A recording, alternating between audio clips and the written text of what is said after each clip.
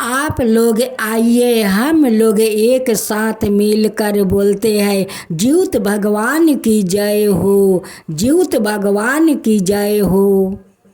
धर्म नाम का एक गांव था। उस गांव में एक छोटा परिवार रहा करता था। पति पत्नी और 2 बच्चे। उनकी एक बेटा और एक बेटी थी। उनकी पति का नाम रघु था, पत्नी का नाम कुंती। रघु बहुत गरीब था। वो काम करने तो जाता था, लेकिन कभी काम मिलता है तो कभी काम नहीं मिलता है। कुंती एक घर में जाकर वो काम करती थी। जो घर में कुंती काम करती थी, उस घर का औरत तो बहुत कंजूस थी, बहुत कंजूस थी। कुंती का कभी अच्छा सामान नहीं देती थी। कभी कुंती का टूटा हुआ चावल देती थी तो कभी भूसी में आटा मिलाकर देती थी। कुंती वही लियाकर अपना बच्चों को और पति को बनाकर खिलाया करती थी। रघु का तो बहुत तकलीफ था। वो लोग अपना जैसे तैसे अपना गुजारा कर रहे थे। ऐसे करते करते तो ज्योत व्रत आ गया। रघु अपना कुंती से कहता है कि देखो 2 दिन का बाद तो ज्योत भगवान का व्रत है। कहीं अगर काम मिल जाएगा तो मैं काम करके पैसा ले आऊँगी। उसी पैसा से हम लोग खर्चा करके रख देंगे तो तुम ज्योत भगवान को दे देना। और पारण के दिन उसी से तुम पारण कर लेना। लेकिन रघु का तो ज्योत व्रत का 2 दिन पहले से उनकी काम मिलना बंद हो गया। वो बेचारा करता तो क्या करता, कहाँ जाता काम करने, कोई तो काम दे नहीं रहा था। रघु तो अब बहुत दुखित हो गया। अपना पत्नी से कहता है कि कुंती देखो मुझे तो काम नहीं मिला, अब हम लोग क्या करेंगे, काले ज्योत भगवान को तुम क्या दोगी। वो कहती है कि मैं काम करने जाऊंगी तो उस मालकिन से कुछ मांगूंगी, वो मालकिन देगी और वही लिया कर हम लोग ज्योत भगवान को दे देंगे। आगे के लोग एक कहावत कहते थे कि सब दिन खाना पर्व को लाना। सुख में सब कोई आते हैं, लेकिन दुख में कोई नहीं आते हैं। वही कहावत रोहन और कुंती के साथ हुआ कि सब दिन रोहन का तो कभी कभी तो काम मिल जाता था, लेकिन ज्योत व्रत का 2 दिन पहले से उनकी काम मिलना बंद हो गया। वो मालकिन के घर में काम करती है, वो भी देना बंद कर दिया।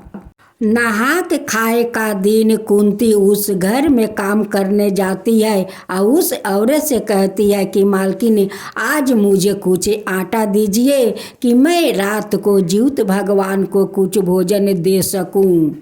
उस औरत कहती है कि थोड़ा सा आटा है तो वो आटा तो मेरा ही लाग जाएगा, थोड़ा सा भूसी है वही भूसी तू ले जा। अब तो कुंती वही भूसी को ले आती है और छोटा छोटा 4 लिट्टी लगा देती है। कुंती उस चोकर का टिकरी एक राख देती है और 3 टिकरी अपना पति और दोनों बच्चा को खिला देती है और खुद पानी पीकर सो जाती है। कुंती तो सारा दिन उपवास रहते हुए उस औरत का घर में जाकर सारा काम किया और शाम को कहती है कि मालकिन मुझे कुछ चावल दे दीजिए कि कल मैं उसी चावल से पारण करूंगी। उस औरत कहती है कि मेरा घर में तो थोड़ा चावल है, वो तो मेरा ही लगेगा, जा ठीक है तुम शाम को आ जाना। सभी औरत लोग नदी स्नान करने जा रही थी। कुंती भी वो लोग के साथ चली गई, स्नान की, ज्योत भगवान को कहानी सुनी। कहानी सुनकर अरेर बरेर से मिली और अपना घर आई और अपना बेटी से कहती है कि देखो बेटी, मालकिन तो शाम को बुलाई है, मैं शाम को जाता हूँ, कुछ तो देगी तो कल मेरा पारण हो जाएगा।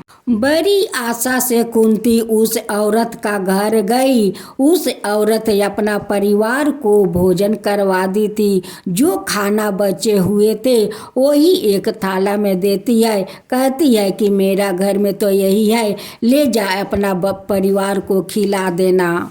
उस औरत उसी भात पर थोड़ा सा दाल रख दी थी। कुंती वही भात लेकर आती है और थोड़ा सा भात निकाल कर एक थाला में अलदा रख देती है और अपना पति दोनों बच्चा को खिला देती है और खिला कर रात को वो लोग सो जाते हैं।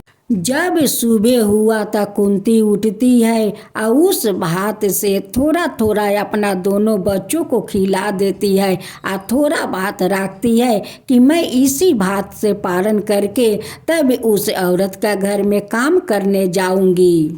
कुंती का बेटा कहते हैं कि माँ तुम तो मालकिन के घर जाओगी तो मालकिन तो कुछ तो देगी, तो घर में तो लकड़ी है नहीं कि तुम बनाओगी। मैं जंगल में जाता हूँ, लकड़ी तोड़ कर ले आता हूँ माँ। कुंती का बेटा लकड़ी लाने जंगल में चला जाता है और कुंती उसी थोड़ा बासी चावल से उपास तुरती है और उधर तो जीवित भगवान डायनासोर का रूप धारण लेते हैं और लेकर उनकी बेटा को निगल जाते हैं। कुंती का बेटी कहती है कि माँ तुम 24 घंटा उपास रहकर कैसे काम करोगी माँ, तुम कैसे करोगी। मैं मौसी का घर जाती हूँ, मौसी तो बहुत अमीर है, मौसी का घर से कुछ आटा दाल चावल ले आऊँगी। भाई तो लकड़ी लाने के लिए तो गए हैं, और लकड़ी लाएगा और मैं मौसी के घर से कुछ लाता हूँ माँ, तब खाना बन जाएगा तो तुम खाकर माँ काम करने जाओगी।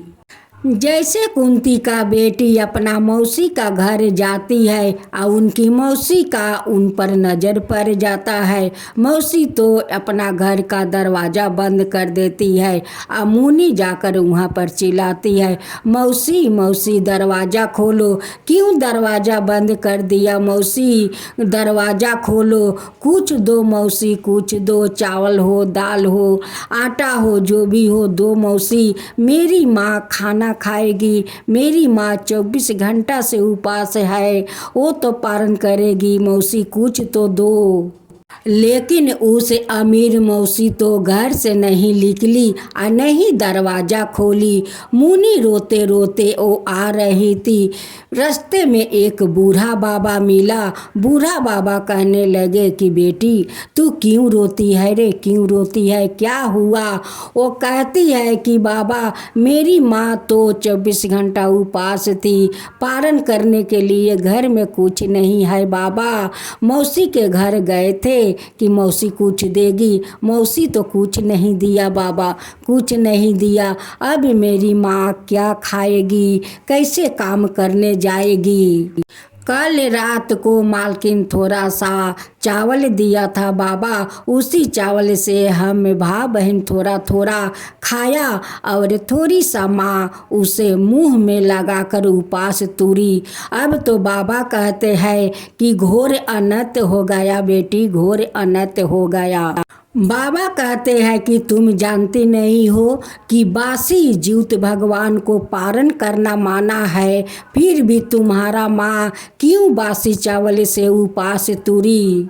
मुनि कहती है कि बाबा मेरे घर में तो कुछ नहीं है कि माँ बनाकर गरम गरम खा सके, उसी चावल से वो उपास तुरी है बाबा। बाबा कहते हैं कि ठीक है मुनि, इस झोला में कुछ खाने का सामान है, इसे ले जा और ले जाकर अपना सभी लोग भूख मिटाओ। मुनि उस चावल का बैग ले जाती है और कहती है कि माँ एक बाबा इस झोला दिया है कि ले जाओ, इस झोला में कुछ खाने का सामान है, ले जाओ अपना भूख मिटाओ। जब मैं बाबा से बोला कि मेरी माँ को मालकिन थोड़ा चावल दी थी, उसी बासी चावल से माँ उपास तुरी, तो वो जानती हो माँ बाबा क्या कहते हैं कि ये तो घोर अनर्थ हो गया, घोर अनर्थ हो गया कि बासी भोजन जीवित भगवान को पसंद नहीं है, क्यों तुम्हारा माँ बासी भात से वो उपास तुरी, क्यों तुरी बेटी। माँ बेटी खाना बनाती है और अपना भूख मिटाती है। और कुंती कहती है कि मैं जाकर देखता हूँ कि मुन्ना जंगल में अभी तक क्या कर रहा है। कुंती जाती है जंगल में तो जाकर देखती है कि लकड़ी का एक बोझ बांध कर वहाँ पर रखा है। अब तो कुंती चिल्लाती है कि मुन्ना, ओ मुन्ना, तू कहाँ है रे मुन्ना, तू कहाँ है? अभी तक तू लकड़ी लेकर घर नहीं आया, तू कहाँ है रे मुन्ना? जब कुंती अपना बेटा को जंगल में नहीं देखती है तो वो पागल जैसे उस जंगल में रोती है। कहती है कि मेरा मुन्ना कहाँ चला गया, मेरा मुन्ना तो लकड़ी लेने के लिए आया था, मेरा मुन्ना कहाँ चला गया। अब तक कुंती पागल होकर उस जंगल में रोती है। उनकर रोना सुनकर जीवित भगवान एक बूढ़ा का रूप धारण करते हुए उनकी पास आते हैं और कहते हैं कि बेटी क्या हुआ कि इतना तू रो रही है? कहती है कि बाबा, मेरा बेटा तो लकड़ी लाने के लिए इस जंगल में आया था, देखिए यहाँ पर लकड़ी के बोझ है बाबा, मेरा बेटा को पता नहीं है। बाबा कहते हैं कि बेटी, आज तो पारन था, तू तो काल के जीवित भगवान का व्रत की थी, सवेरे सवेरे तू गरम भोजन से तू उपास तुरी है। तो कहती है कि नहीं बाबा, मेरे घर में तो कुछ नहीं है कि मैं गरम बनाकर उपास तुर सकूं। ओ जो घर में मैं काम करती हूँ उस औरत रात को थोड़ा बासी दी थी, थोड़े थोड़े बच्चा को खिलाया था और थोड़ा सा मुंह में लगाकर मैं उपास तुरा है बाबा, उपास तुरा है। बाबा कहते हैं कि बेटी, घोर अनर्थ हो गया है, लगता है तेरा बेटा को अताल पाताल निगल गया है। कुंती कहती है कि बाबा, आप एक क्या बोल रहे हैं, आप कौन हो बाबा? बाबा कहते हैं कि मैं इस जंगल में गाय चराने के लिए आया हूँ, तेरा रोना देखकर मुझसे रहा नहीं गया, अब मैं तेरा पास आ गया। कुंती कहती है कि बाबा, मेरा तो एक ही बेटा है बाबा, एक ही बेटा है, कैसे अताल पाताल निगल सकता है बाबा, कैसे निगल सकता है? बाबा कहते हैं कि तुम तो जानती हो कि जीवित भगवान को बासी पसंद नहीं है और तुम बासी से तुम उपास तुरी हो। कुंती उस बाबा को पैर पकड़ कर रोती है, कहती है कि बाबा ऐसे मत बोलिए, मेरे बेटा को बता दीजिए बाबा, बता दीजिए मेरा बेटा कैसे आपस आएगा बाबा। बाबा कहते हैं कि तुम जीवित भगवान पर विश्वास करती हो, विश्वास रखती हो? कुंती कहती है कि हाँ बाबा, हाँ। कहती है कि बाबा, जीवित भगवान पर तो मुझे बहुत विश्वास है, उन पर तो मैं बहुत विश्वास करता हूँ बाबा, बहुत विश्वास करता हूँ। बाबा कहते हैं कि ठीक है, जब तुम विश्वास करती हो तो जीवित भगवान पर विश्वास रखो, अगले साल तो जीवित भगवान का श्रद्धा भक्ति से व्रत करो और जब तुम पारण करोगी तो गरम गरम भोजन से पारण करोगी, यह रोटी हो के या है टूटे हुए चावल, उसी को बनाकर गरम गरम से भोजन करना है। कुंती को देखते देखते तो अगला साल आ गया, जीवित भगवान का व्रत भी आ गया। कुंती अगले साल जीवित भगवान को बहुत श्रद्धा भक्ति से व्रत करती है और उनकी पति काम कर कर कुछ चावल ले आते हैं और उसी चावल को गरम गरम बनाती है और वो गरम गरम भोजन करती है। डायनासोर अपना पेट से मुन्ना को बाहर कर देते हैं और एक बूढ़ा का रूप धारण कर लेते हैं और कहते हैं कि देख मुन्ना, इस लकड़ी का बोझ को देखता है, 1 साल से बोझ यहाँ पर पड़ा है, अब इस बोझ को लेकर अपना घर जा।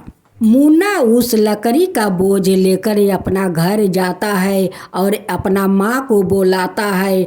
माँ सुनकर पागल नाहित होकर अपना बेटा को भर अकवारी पकड़ कर रोने लगती है कि बेटा, तू इतना दिन से कहाँ था बेटा, कहाँ था? मुन्ना कहता है कि माँ, मैं तो डायनासोर का पेट में था, आज देखो उसी डायनासोर मुझे बाहर निकाल कर कहते हैं कि देखो इस लकड़ी के बोझ देखते हो, 1 साल से यही पर पड़ा है, आज ही लकड़ी लेकर अपना घर जाओ। वो डायनासोर माँ, वो डायनासोर नहीं था माँ, वो तो एक बूढ़ा बाबा था। जो बूढ़ा बाबा मुझे बोले कि ये लकड़ी के बोझ लेकर अपना घर जाओ। अब तक कुंती बार बार ज्यूत भगवान से माफ़ी मांगती है, कहती है कि हे ज्यूत भगवान, मुझे माफ़ कर दीजिए, मुझसे बहुत बड़ा भूल हो गया, बहुत बड़ा भूल हो गया। हे ज्यूत भगवान, आज आप डायनासोर बनकर मेरे बेटे को अपना पेट में रखा था, आज मेरा बेटा को लौटा दिया। हे ज्यूत भगवान, लौटा दिया।